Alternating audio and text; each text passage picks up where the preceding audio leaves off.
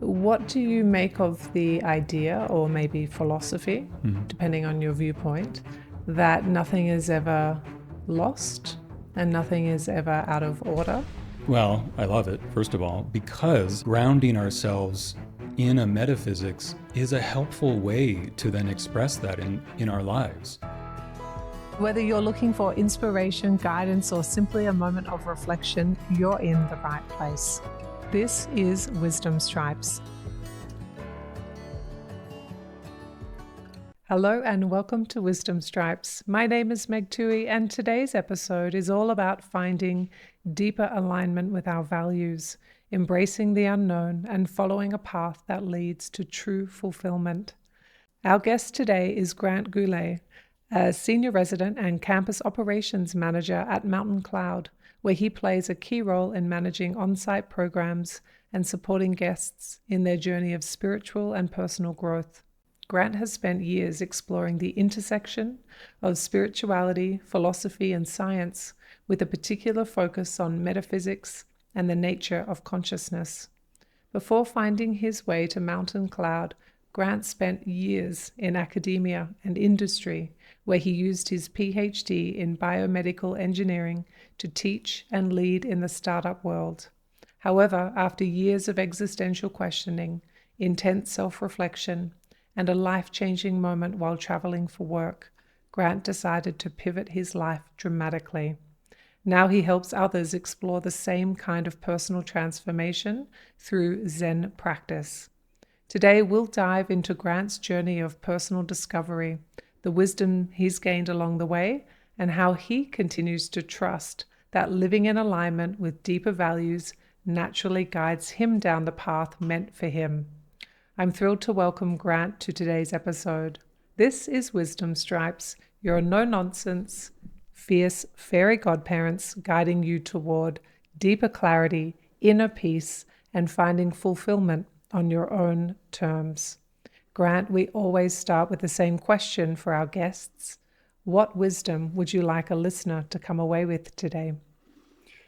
Gosh, well, it's challenging to feel like I have the hubris to suggest I have such wisdom to share with everybody, but it certainly would center around some element of introspection leading to understanding your true deeper values and your own sense of curiosity, and allowing those deeper values to be some element of a compass in your life for how you structure your circumstances, and really leaning into sort of the unknown that's required on that, we might call it a pathless path, a path that really only reveals itself through walking it. How did you come to understand this level of wisdom?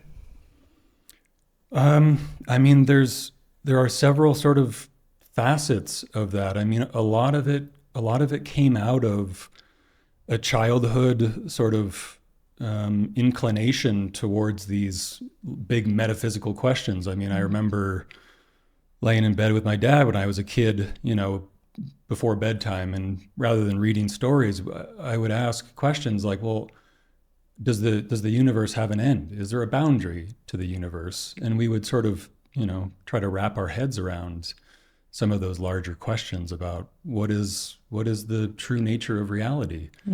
And I think, following that sort of innate curiosity, certainly with several roadblocks and a lot of detours, but coming back to that sort of deeper sense.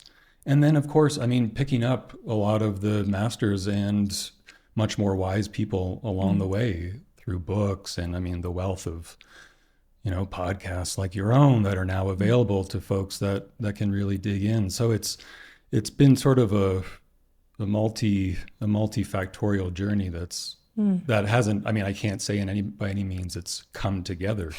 I think that it's more of a verb. It's always coming together, and I think that's the journey. That is the human journey, really, isn't it? Yeah. I wonder, for the I guess, usefulness, let's operationalize what metaphysical means. When you say metaphysical, what are you referring to? Yeah, it's a great question, and it's a helpful distinction, because I do think there's a misunderstanding. There's almost like a magical sense to it for a lot of people, like sort of paranormal or something. But really what we're talking about is what lies beyond physics. What sort of underpins this reality upon which, we can study, sort of how things behave and so forth. But the metaphysics is a philosophical discipline, not a scientific one, that is asking those big questions of meaning in life, what's purpose, and what's the nature of consciousness? Why are the lights on? Why is there something other than nothing? And so metaphysics is really trying to get at, what is sort of the fundamental nature of this sort of wild ride that we're all on? Yeah. I think while we're at it, let's also define consciousness. Oof.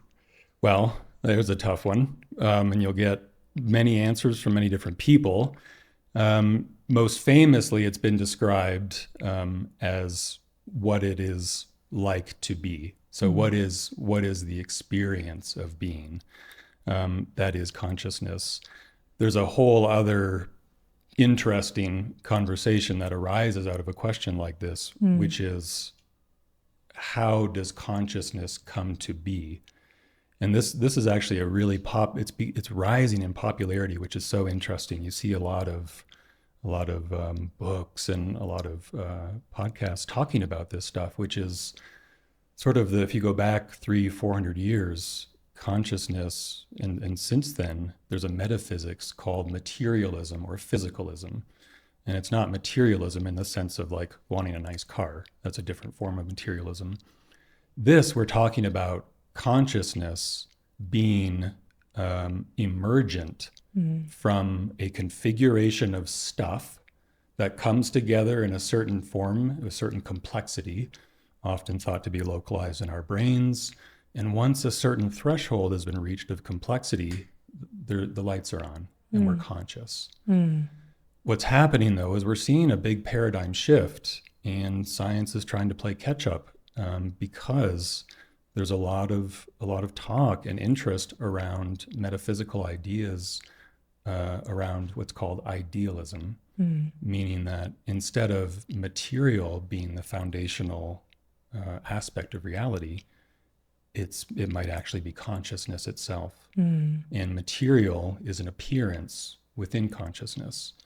Of course, it's so simple that it's sometimes hard to really wrap your head around. The one pre-theoretical fact that we can all be aware of is that we are experiencing. Everything else requires concept and thought. And so, anyways, that's a long answer to your simple question of what is consciousness, but some might argue that it's something to do with neurophysiology in the brain. Others might argue that it's a more foundational property of the cosmos. Well, I feel like I knew what I was getting myself into by asking those definitions, but I also think it's a useful place to start so that all of us that are listening and participating in this conversation are kind of clear on what it is we're talking about. Yeah. And it's helpful too, I think, for people, because I think a lot of people have unexamined assumptions, even if they can't define the word metaphysics or really sort of pinpoint their own. They're living according to one in an unexamined way. And so I think there's value in sort of, you don't have to go into the level of granularity and so forth of a philosopher or a theoretical physicist, but there are implications for how one lives life that come out of these really foundational questions that humans have been asking for millennia. The humans have been asking, haven't they? Yeah. And I don't think we have clear answers yet. And just because we can ask the question doesn't mean there is an answer, right? Just because our mouths can make these sounds doesn't mean we can fully address all the mysteries of the universe. I feel like I'm going to ask another simple question. Wonderful. Just fair warning. Yeah. I would like us to talk next about the inner knowingness that we have that is not necessarily the conscious thoughts that we have. Yeah. How would you operationalize or describe what that inner knowingness is, where we have that sense of connection to something bigger than us, be it God, source, universe, however you might like to contain that same idea?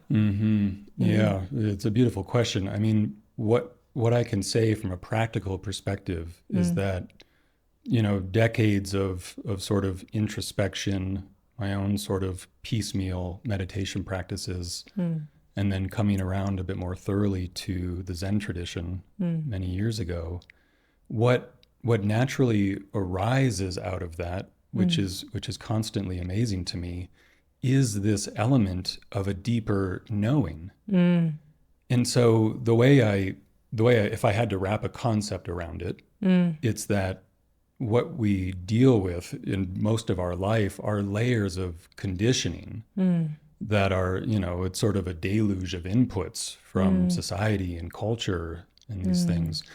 And so what's helpful through stilling the body and stilling the mind is that you can start to just sort of pick away at this conditioning and sort of dig a bit deeper into what do I, and I don't mean I as in like the little Grant. I mean to your point, Meg, about what is this bigger wellspring of knowing, of creativity, that curiosity is pointing us towards. It is in fact a compass, and that's why it's so important to listen to that. And so I've found, and I think, the traditions speak to this, that the more we do come to sort of know ourselves, if I could put a capital K on know there, then you start to recognize what it is that really feels worthwhile to our time and attention.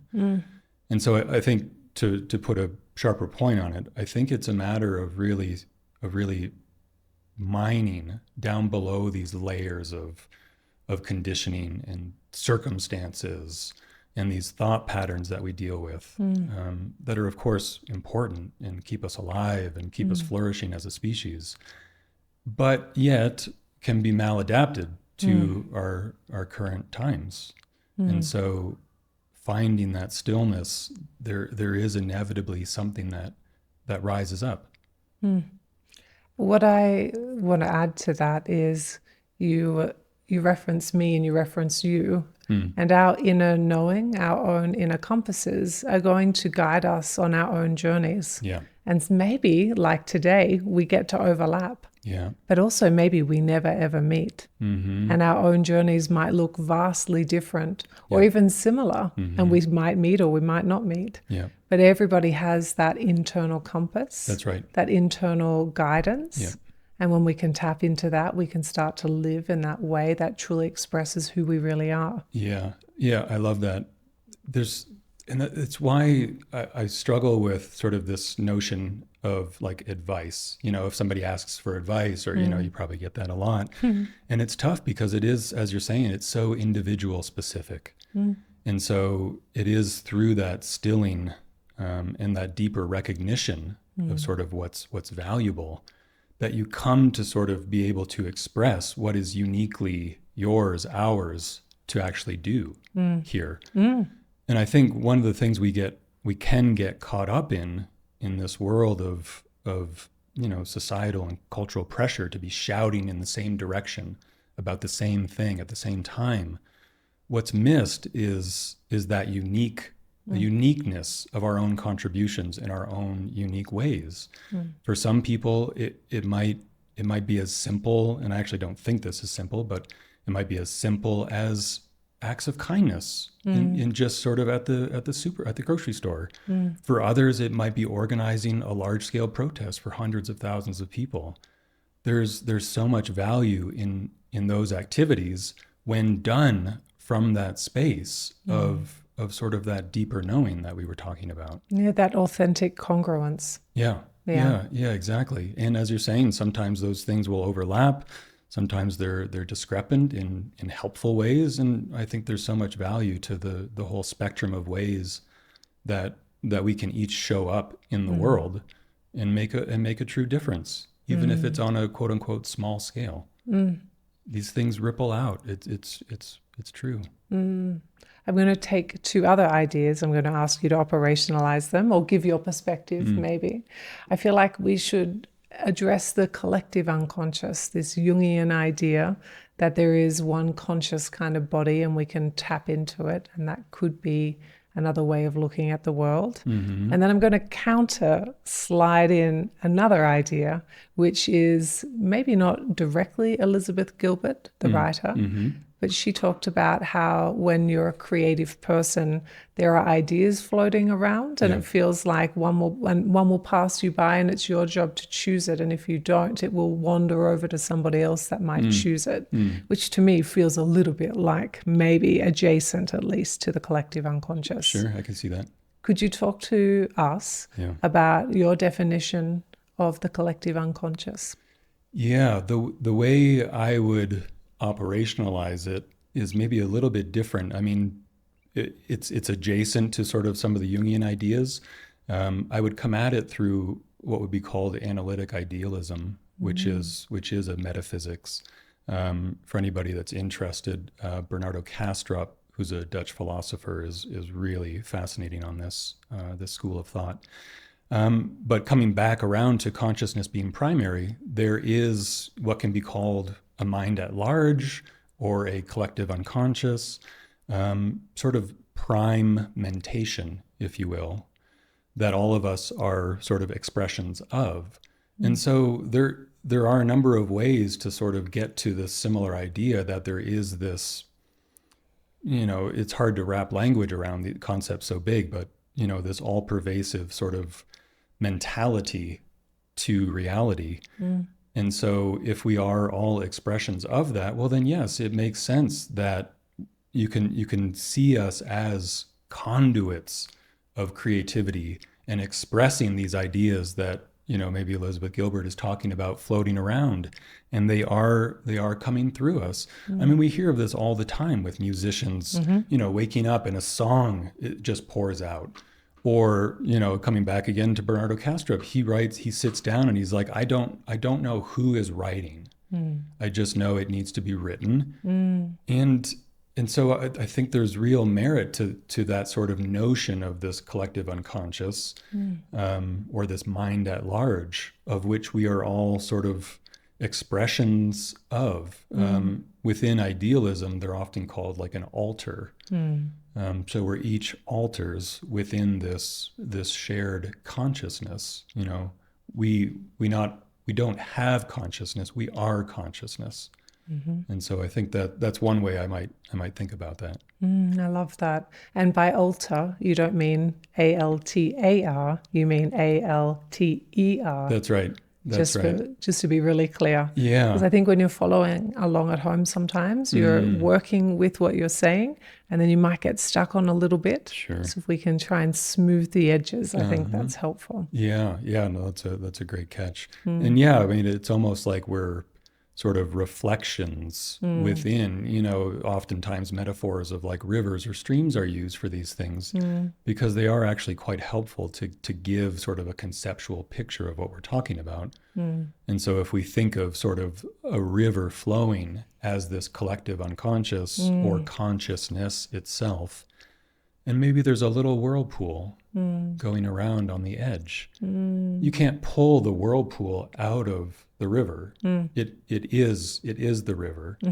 It's an excitation of the water. It's an activity. It's a process. It's a doing of it. It's not a thing. And in the same way, we would say within certainly idealism, or this notion that consciousness is primary, is that we too are whirlpools in motion. And yet a part of and one with the broader context of the river, and one that can't be separated out, right? So it comes back to sort of this inseparability that you would hear about in a number of traditions, but certainly Buddhism, about our sort of shared reality and our interconnectedness, our interbeing, as Thich Nhat Hanh might say. That's a lovely segue for where I was hoping to go next. So let us pick up this. What do you make of the idea, or maybe philosophy, depending on your viewpoint, that nothing is ever lost and nothing is ever out of order, and every thought that's ever been thought still exists, and every person that has ever been here has left some kind of energetic imprint? There is nowhere that it goes, it stays here. Yeah. What's your position on that? Well, I love it, first of all, because, and this comes back to something I said earlier, which is like grounding ourselves in a metaphysics is a helpful way to then express that in our lives. And so what I mean by that is, if you take that consciousness as primary and we are all sort of aspects of it, well, then the experiences that we have while we're doing this, while we're having this conversation, these things matter, because once there is this like dissolution of the altar that we just talked about, well, these experiences are a part of the totality. So they don't just stop when the electricity in our brains shut off. That's you can easily get to a nihilistic view through sort of that physicalist, materialist perspective that it just ends. Well, what if, in fact, through our living of this life, we are contributing this vast array of experiences to this sort of collective consciousness or unconsciousness, how you want to say. And so to me, I take a lot of comfort, and I think it's an energizing way to live, that all experience in its own way has merit, and is so interesting in the way that it contributes to this collective sort of mind, if you will. So yeah, for me, there's a way of really imbuing life with so much meaning, not in the sense of life pointing to something other than itself, as the true meaning of the word meaning, pointing to something other than itself, but life, the meaning of life being life itself. Actually, the living of it becomes its own meaning because of the way we're all sort of making these contributions through our experiences here. There's also, I struggle with this a little bit, because there's a challenging element to this view of reality, which you then sort of also have to accept that really difficult and challenging circumstances here in this life are also valuable. There is value to that struggle, to the challenge. For me personally, it's hard, because we do want to act with compassion in the world and relieve suffering.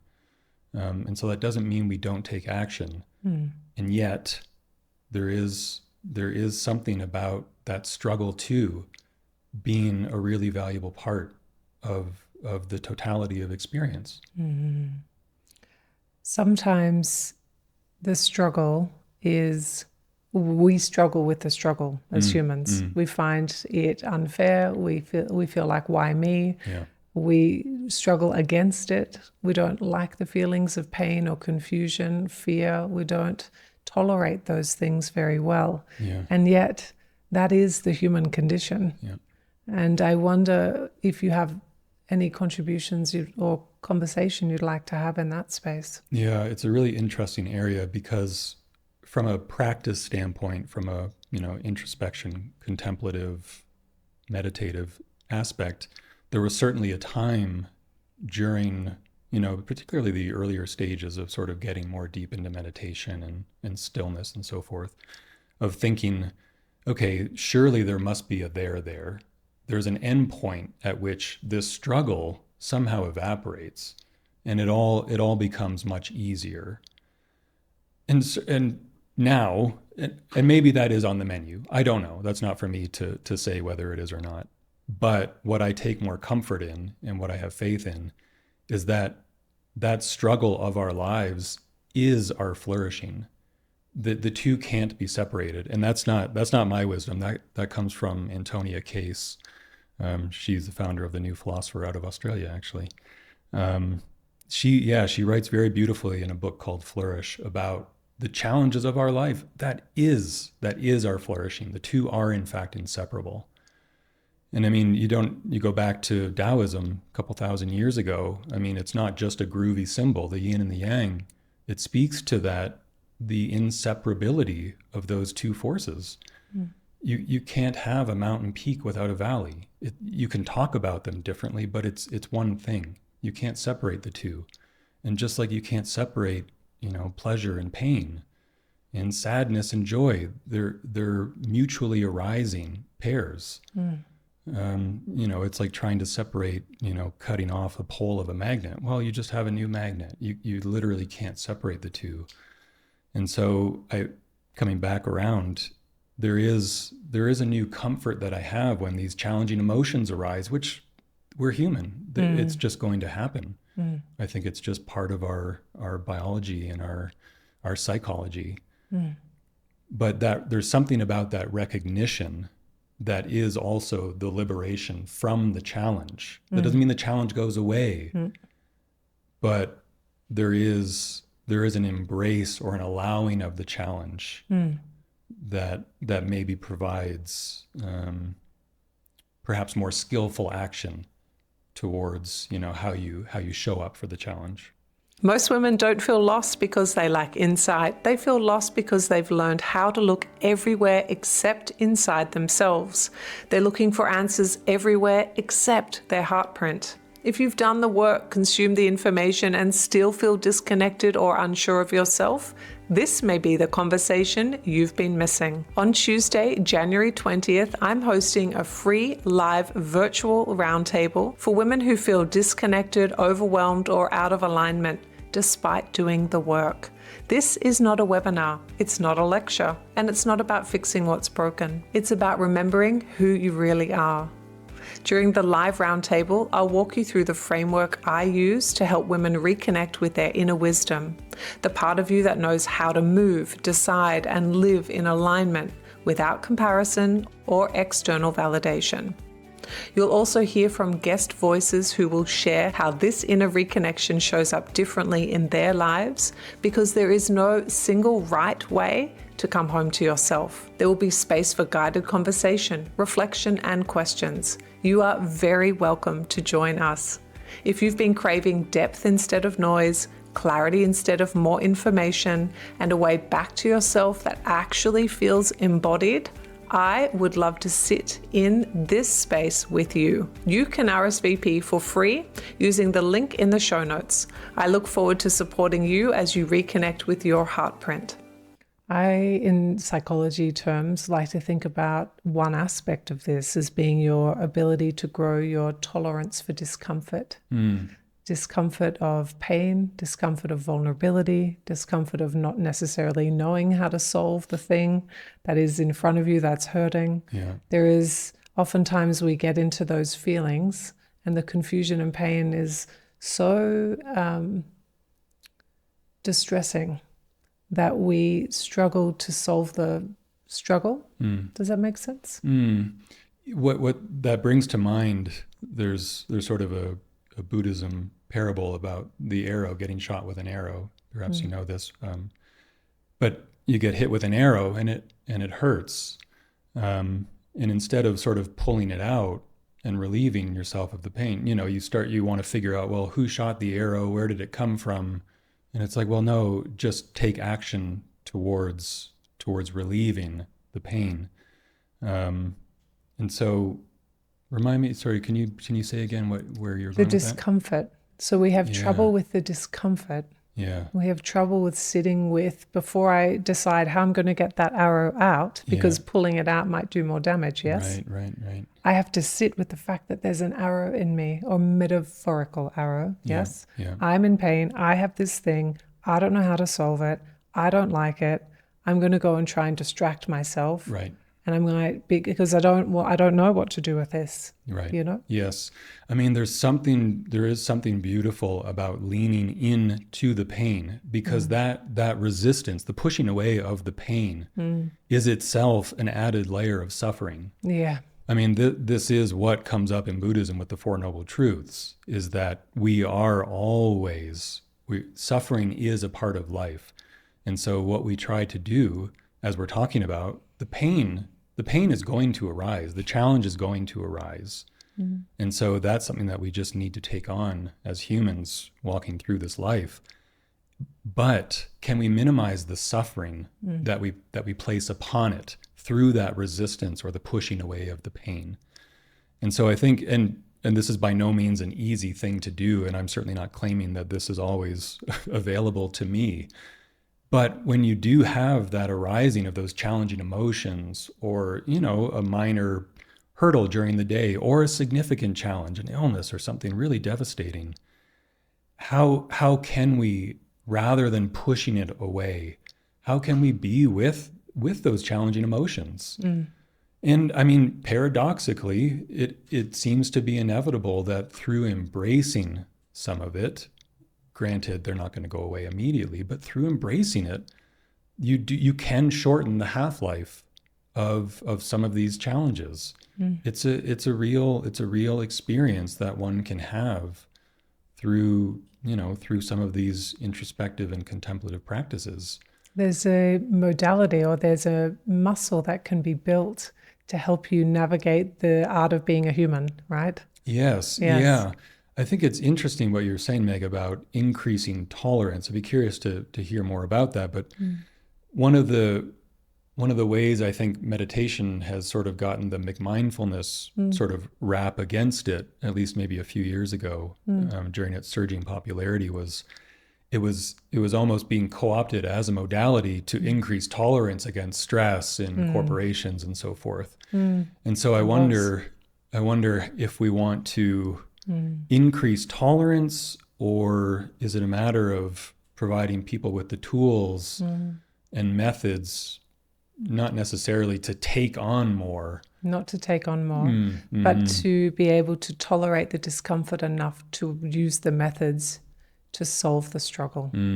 Sure. Yeah. Yeah. Beautiful being with it. Yes. Yeah. That is a hard thing for a human. It is. Yeah. Yeah. And so if we're looking to heal or solve a question or answer a question that we have that's causing confusion and pain, the biggest first hurdle is, I am really uncomfortable and distressed by being in the feelings that this problem or struggle has. Yeah.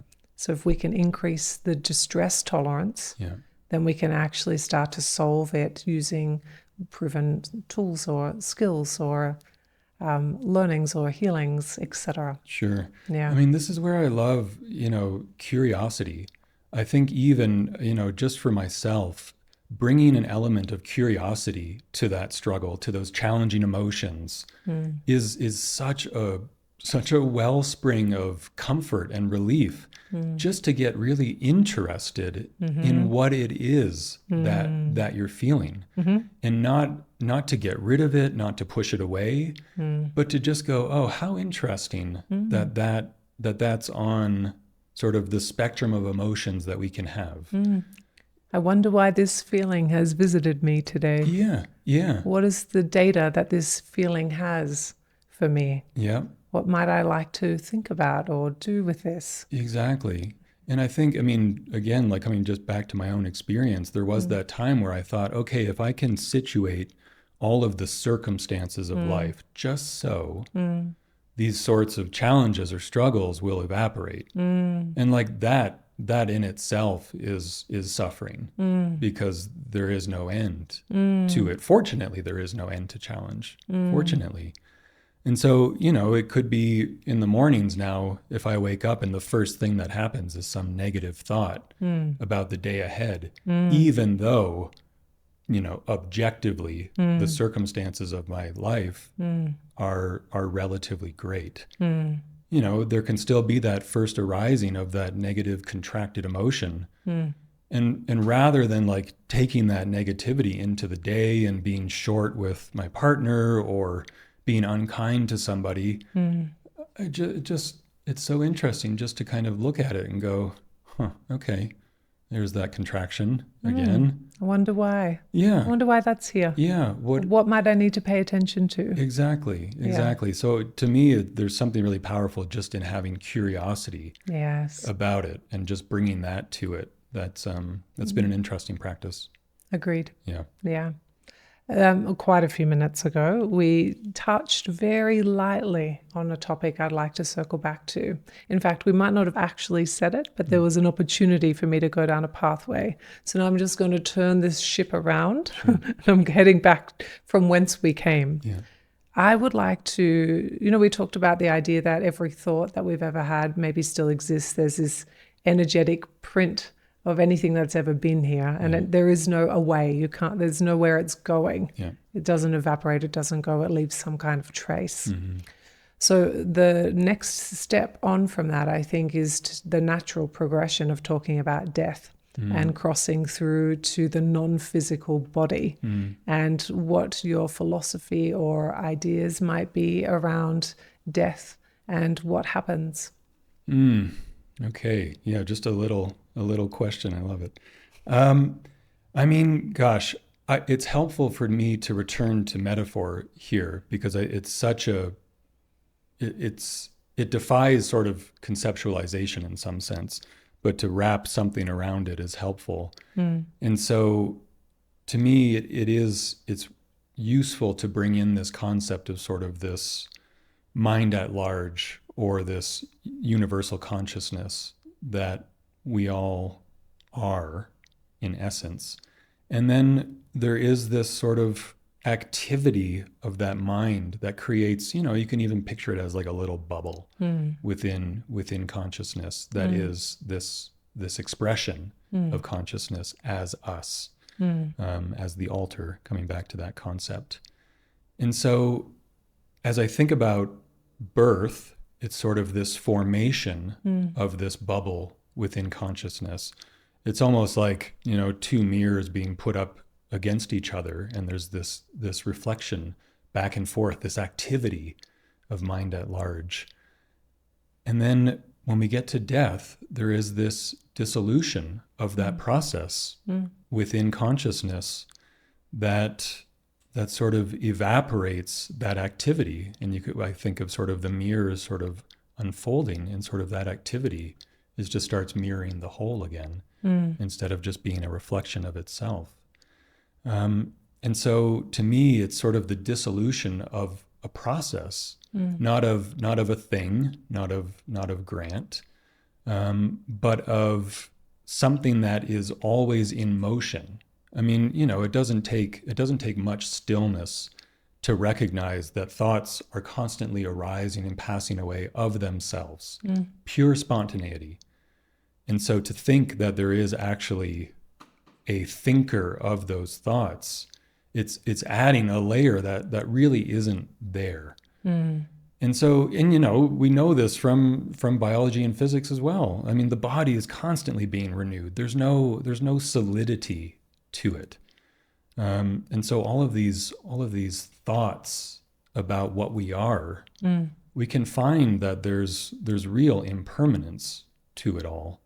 It's all just arising and passing away within consciousness. And so at death, to me, it seems that there is a cessation of the process that we take ourselves to be.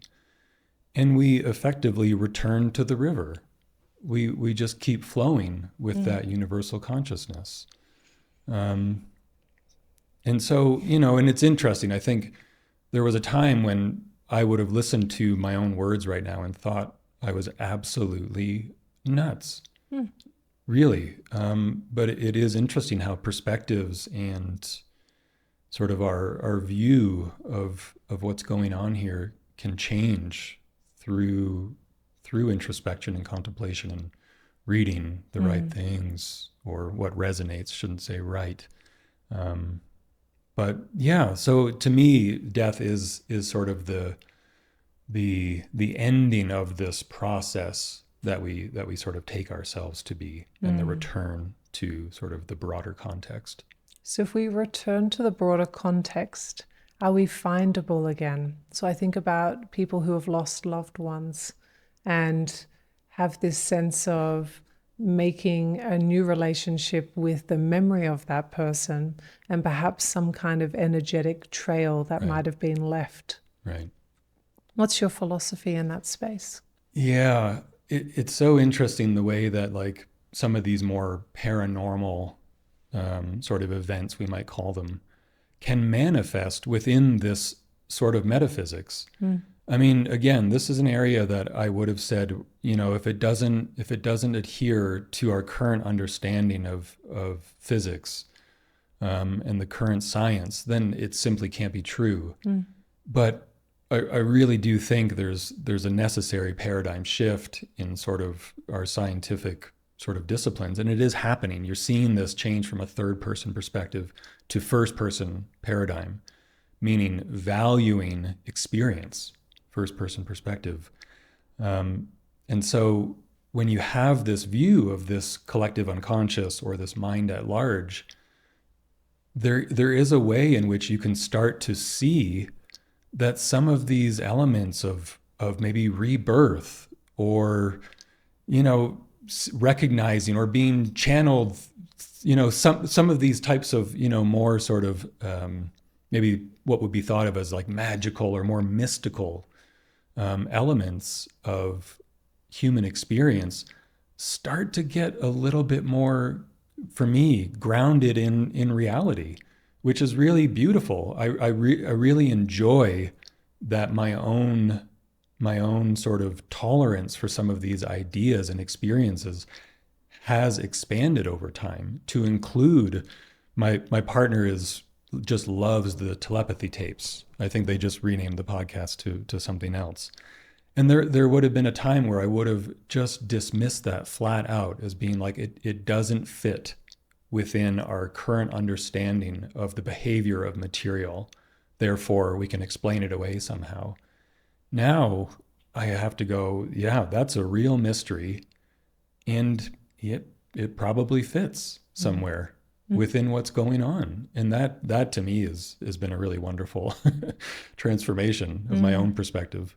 What I can hear and sense is your flexibility to allow new ideas to come and to test and to reason and to see where they might fit. But there's an openness in your thinking for new possibilities that perhaps once might have been more confronting. Yeah, I like to think so. I mean, I'm sure it's still a bit too narrow in some areas, but yeah, I mean, I was a scientist myself for many, many years.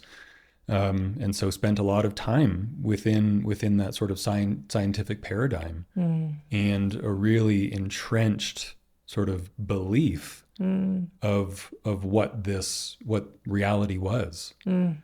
And so it's been a really fruitful journey to really expand. And actually, I'll come back again to Bernardo Kastrup, this Dutch philosopher who's been so influential on my own thinking and experiencing. He has similar to myself, or I should say I'm similar to him in that I have a very rational, analytical mind. And he says, well, sometimes the analytical mind can be the bouncer to the heart. And so it can keep out certain ideas. And so sometimes you do have to find a way to kind of jump over that threshold of sort of rationality. And so it's been helpful to see through some of these philosophies like an idealism that there is scientific merit to it. There's philosophical merit. There's spiritual merit to it. And to me, there's sort of a tripod of those three things, of the science and the philosophical and the spiritual, upon which a solid worldview needs to rest. Ultimately, they're not three things. It's one, of course. But having those disciplines be congruent has been very important to me. And as I've found that sort of alignment within those, as you're saying, the ability to take on new ideas has simply expanded. And I'm grateful for that. Yeah. And I'm sure my partner is too. Yeah. Okay. So one of the things you've alluded to a couple of different times, throughout this beautiful conversation. And again, thank you for your sharing, your openness, your ability to be so delightfully clear in the work that you've done and the mastery that you have, sharing the wisdom, essentially. I can hear the level of meditational practices that you adhere to or belong to or use. I'm not sure quite what word belongs best. Anything, yeah. I heard at least once a day, but perhaps there's more. I wonder, might you share with us around what meditation is? Let's operationalize that. Yeah. And then the ways in which you access or use that. Yeah, wonderful. Well, meditation specifically has a root in the Sanskrit word jhana. And so, which literally means meditation. Another translation that I love is familiarization. And so to me, it's getting still. It's nothing special. It's just getting still and familiarizing yourself with yourself. Witnessing, at a maybe a more superficial level, simply the activity of the mind that is always going on, and yet we're often so distracted that we don't recognize it. And so it recently, or actually I suppose 6 or 7 years now, I took what was a bit more of a self-directed, self-guided sort of path of inquiry and reading and so forth, and really sitting and stilling for just mental health reasons, just to feel better during the day. And then really feeling fetched, drawn to the Zen tradition specifically. And Zen, again, I think commonly we think of Zen as this like state of being chill. And it's really not what it is. Zen itself is the translation of the Chinese word Chan, and Chan is simply the Chinese translation of the Sanskrit jhana, which we just talked about. So Zen is literally meditation, is what that word means. And so, yes, a big part of Zen, and specifically the lineage that I sit with, which is Sambo Zen, a big part is what's called Zazen, which literally just means sitting Zen or sitting meditation. And so we do have, as a big part of our practice, simply getting still every day. And I'm fortunate now, as you mentioned in the intro, I live on site at Mountain Cloud Zen Center here in Santa Fe. And so part of that schedule is 2 blocks of an hour meditation per day. So we sit at 7 a.m. in the morning for an hour, and then again at 5:30 in the evening for an hour. And there's something extremely liberating about having that built in to the schedule. Little Grant that can allow all sorts of urgent things to get in the way, I just lean on the schedule. And so it's been a really wonderful addition to life to really be more consistent in the practice. I don't think there's necessarily a time-bound nature to meditation. I don't think everybody needs to sit or carve out 2 hours a day. It's a lot of time to spend. But I do think there's something to the consistency of the practice and really giving yourselves those minutes, even if it's 10 minutes, first thing in the morning, that is truly valuable to feeling just more grounded during the day, maybe a little bit less reactive, and yet also really digging into more existential truths. There is a real power in that practice. So yeah, it has been a really valuable component of daily life for me. Yeah. When you meditate, what happens? Well, within Zen specifically, often what we do is a practice of just breath awareness.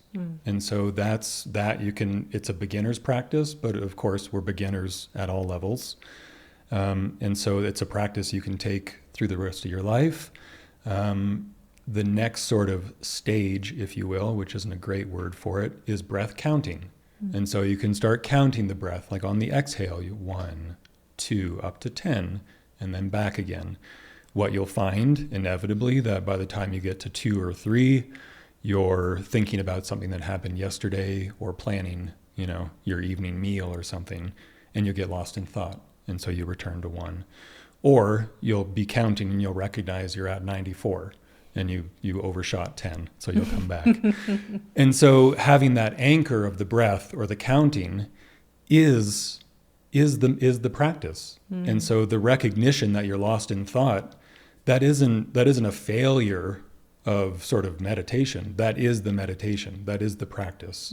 To recognize you're lost in thought, to return to the breath.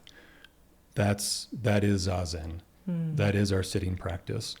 And so, as I mentioned earlier, there was a time where I thought there was this sort of blissful state that at some point, thoughts would stop popping off during meditation. Surely I can go 20 minutes without, regretting something that I said yesterday or planning something about tomorrow.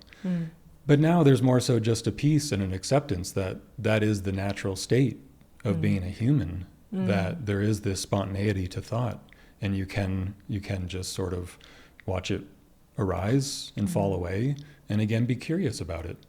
Just take curiosity into the process. That's not to say that there aren't real moments of really beautiful stillness and quiet in the mind. Absolutely. But I think targeting that as sort of a goal of sort of the practice is already sort of deviating a little bit. So yeah, it's a very simple practice of simply getting still, stilling the body, stilling the mind, and really resting there. Yeah. Have you met God, source, universe, entities in your journeys, or is it truly a stillness? As somebody that's been there was a period in my life a couple decades ago where I was very intent on tearing down other beliefs rather than trying to really understand for myself what reality was. It was really important that I poke holes in something else that somebody believed. And that specifically was a more theistic conception of reality. What does that mean? So meaning that there is sort of or in my terms, a God separate from me that is all-knowing, and sort of you could think of it as, maybe holding the puppet strings a little bit. I see. And sort of, more so like a Christian sort of metaphysics, we might say, of sort of a God, a godly-like figure that stands apart from me. Yes, now I understand. Yeah. And so, there was a time where, there was that new sort of atheistic movement led by Richard Dawkins and Sam Harris and Christopher Hitchens back in the day that I found very interesting because it gave me tools to poke holes. And that's become much less interesting to me because what's arisen out of a deeper practice and maybe less intellectualization of it is not so much an experience of something separate, but a real deep sense of the connectedness that we all share, that we all are. That river. That's been a real experience. That, and some might say, well, there can't be an experience because there's no self there to experience it. Yes, there is that rabbit hole we can go down, but there is, for me, not so much an experience of this higher power other than, but more so the sort of revealing that we all are it. That's been a real, it's landed. It's landed beyond sort of concepts. It's been helpful for me to sort of have that sort of rational, intellectual, analytical component, but it's much more of a deeper sense of what's going on here. Yeah. I wonder, do you see the there is a connection, and maybe you don't, and so I'm very open to this. But we operationalize collective unconscious. We operationalize the river where the wisdom kind of gathered after the end of the physical body of life. When you're in that meditative space and you're connected to the river, do you have access to the wisdom? Yeah, I mean, to me, the wisdom that arises out of that space, if we could talk about wisdom as sort of the application maybe of knowledge and experience towards living a skillful life. Or insight, maybe. Or insight, wonderful.